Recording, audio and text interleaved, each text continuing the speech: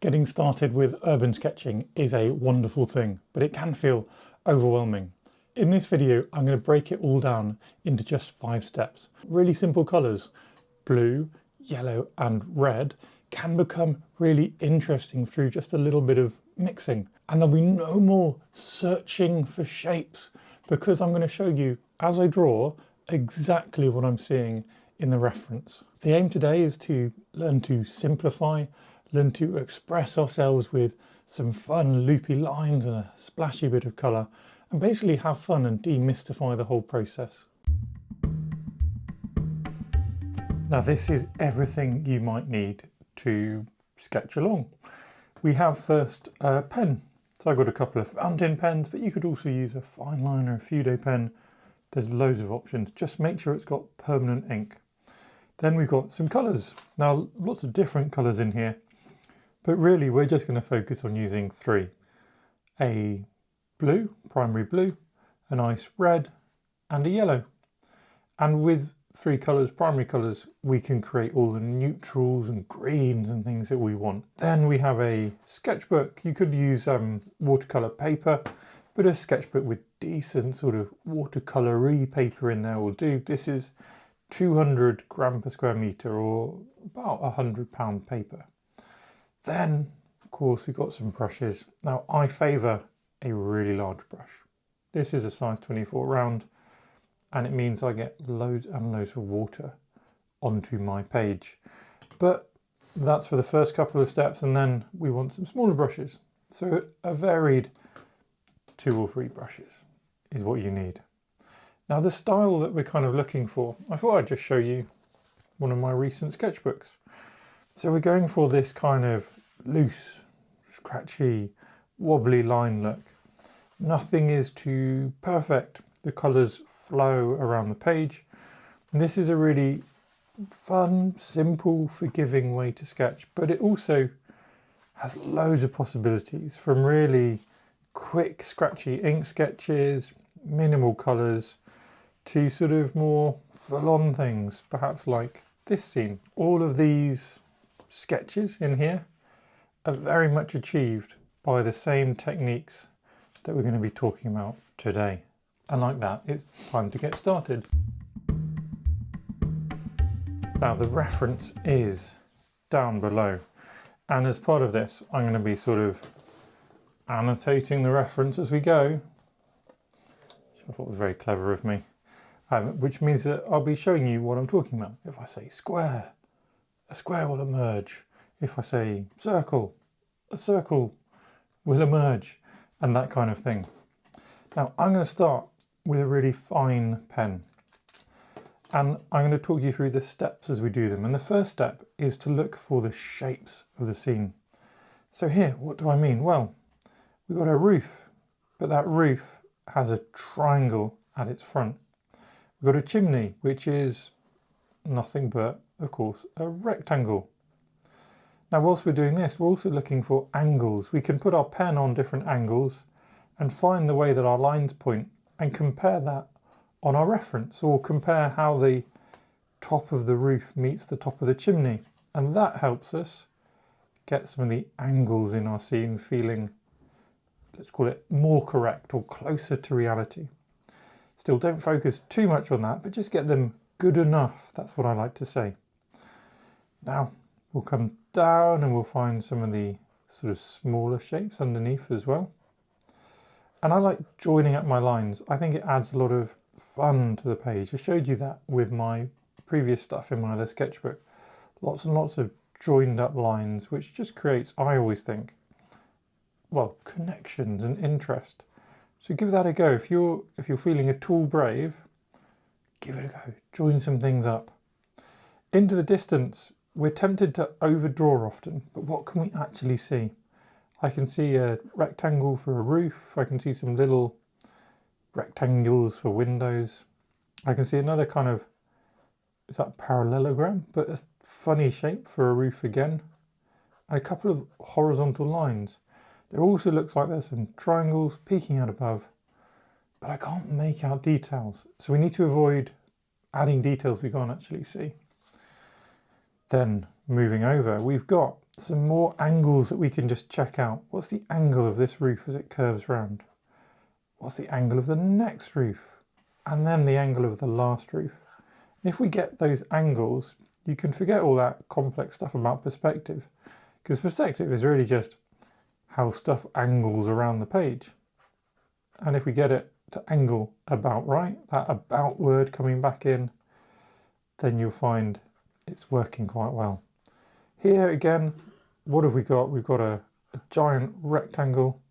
We've got a person who's a circle, a triangle, and an upside down triangle.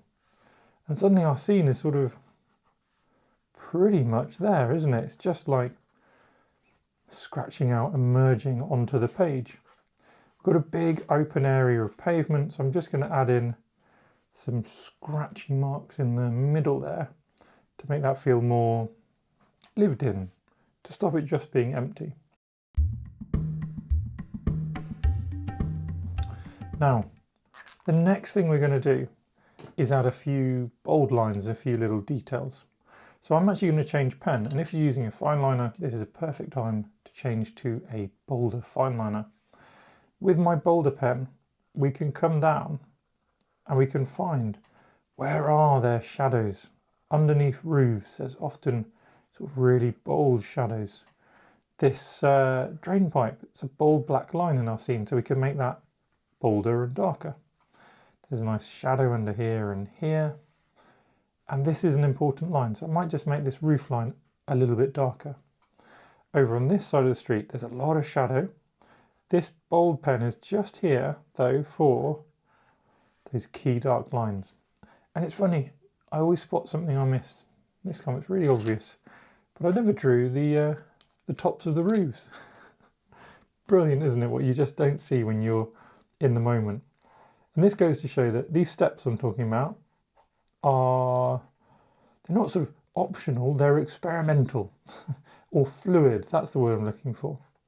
You don't have to stick to them exactly. It's just about moving between them so that you don't get too stuck or uncertain at any stage. I can also add, now that I'm here back with my pen, I can add a couple more details. And since we have this finer pen out, the other thing I'm going to use it for, having done these bold lines, is to find the shadow as well. So we've got the shadow with a bold dark mark. What about the shadow with some simple inky hatching, which suddenly brings texture, a little bit of interest in. With a fine pen, we can also press a bit harder and we can get a sort of intermediate line if we need that in a couple of places. So this sort of second stage is all about picking and choosing where it is that we're going to enhance our line work. Where is it that we want a little bit more depth, a little bit more detail. Nothing more than that. A few careful touches and then move around the image. In the distance, I like a little bit of simple hatching to kind of flatten objects which are, far away from us. It keeps them really simple, stops us overdrawing them. If what we've done to them is really like dramatically flatten them out with simple ink marks. The last thing, because I never finished with my bold pen, is going to be a couple more of our bold lines. Just, really minimal, not spelling out every little thing about this scene, just picking out key interesting bits which you feel are needed to take us just a little bit further along in our scene. I'm going to do this line because it separates out the foreground and the background, and some textures in this sort of slightly wooden feeling bit as well. And that's it. That is our ink. The first two stages of our sketching process, all done nice and quickly with our ink. And then we get to play with the big brush. So first step, I love starting with a sky. So I get a load of watery blue. First step actually is to clean out the palette.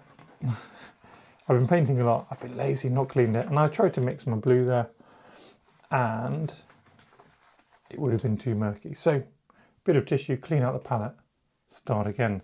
And now our first step, look at that, lovely, clear, watery blue.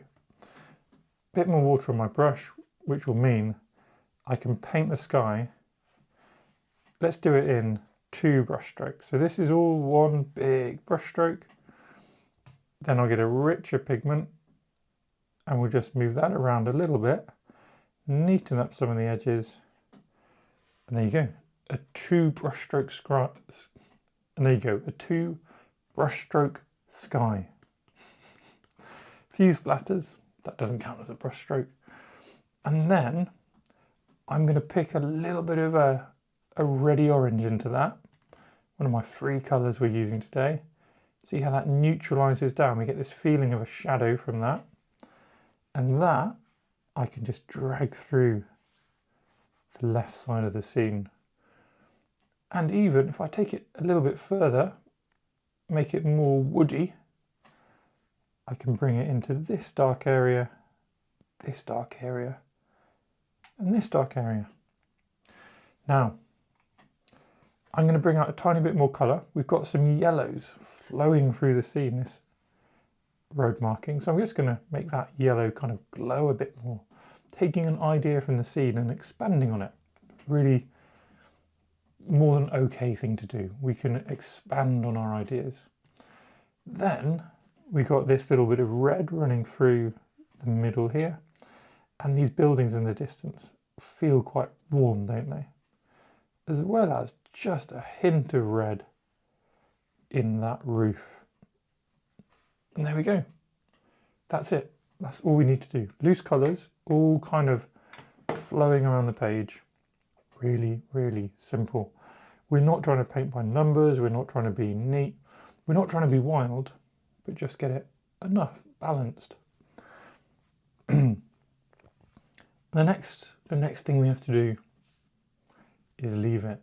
Now, if you are restless like I often am, use this side of the page to start writing some notes or doodling or picking something out of the scene, and you can fill that out as well. Otherwise, go make yourself a cup of coffee, and I'll see you in, I think this will take about 5 minutes to dry.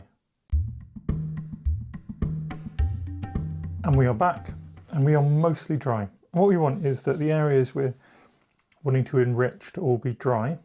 Doesn't matter if you have some blebs like this in the foreground though. And now I'm going to be taking my much smaller brush and playing a bit more with the colours.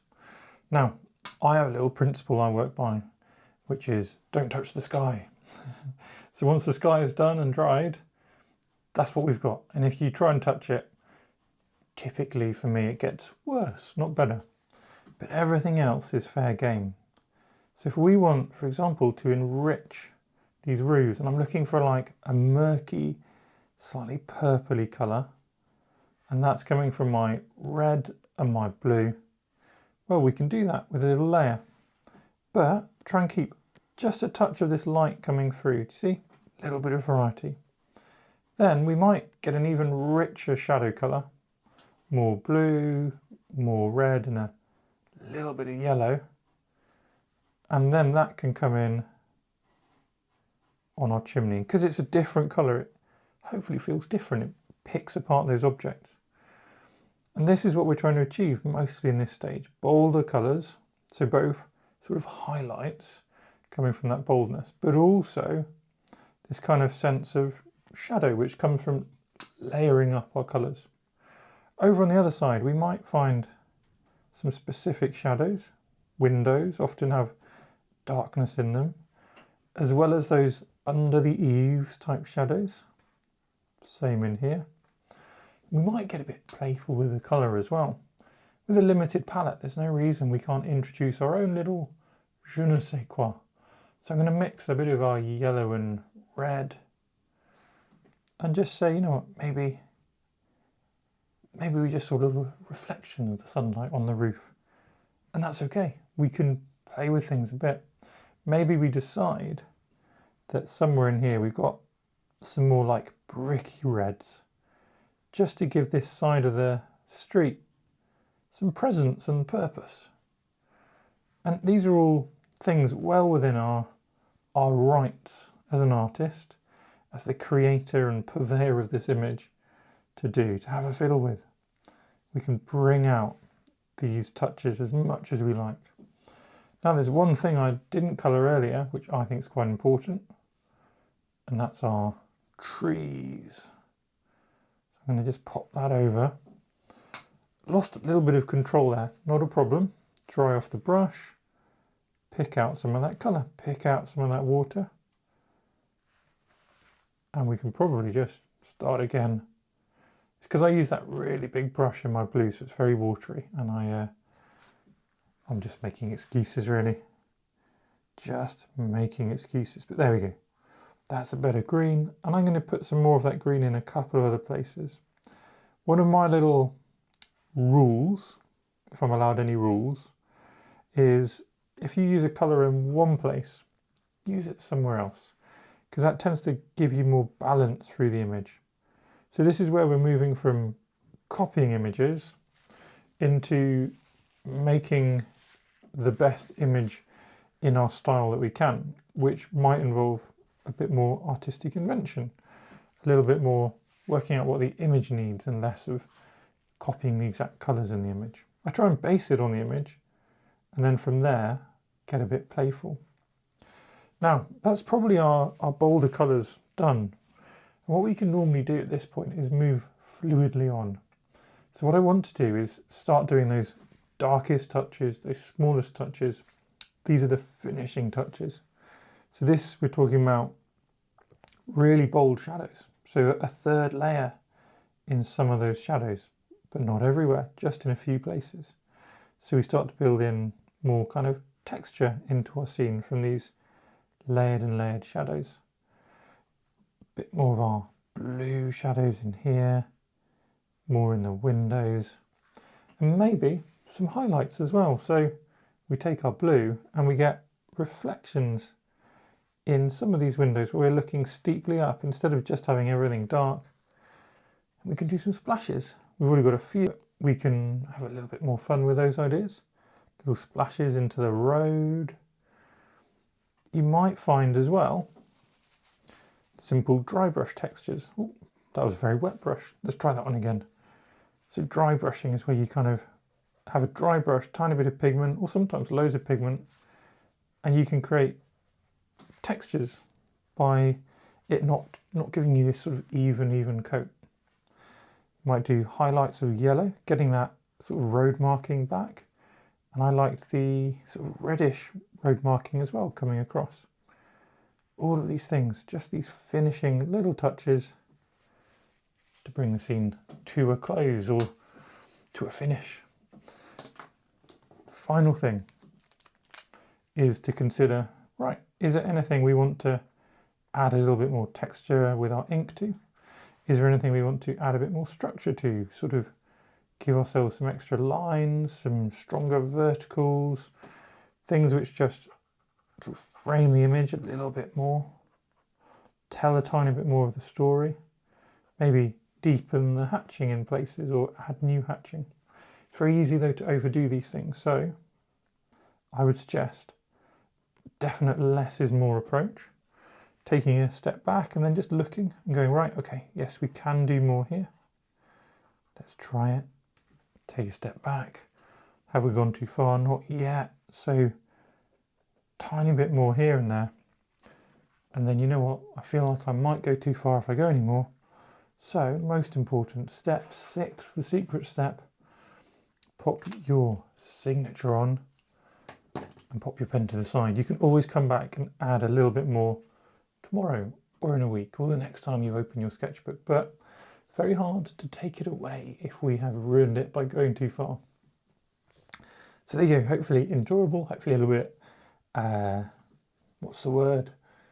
Confidence boosting, sort of getting you set out on a potential journey to finding your own style and loosening up a bit. Let me know if you enjoyed it. If you like these kind of ideas, I've got a free course link below. I'd love to see you there. Hopefully you really enjoyed that. If you did, well, there's a little bonus, which is there for members of my YouTube channel or of my very, very, very new Patreon, just a couple of extra minutes at the end where we do something a little bit different with the same scene. If you enjoy my style, then please subscribe. It means the world, really helps to support the channel, and I will see you in the next one.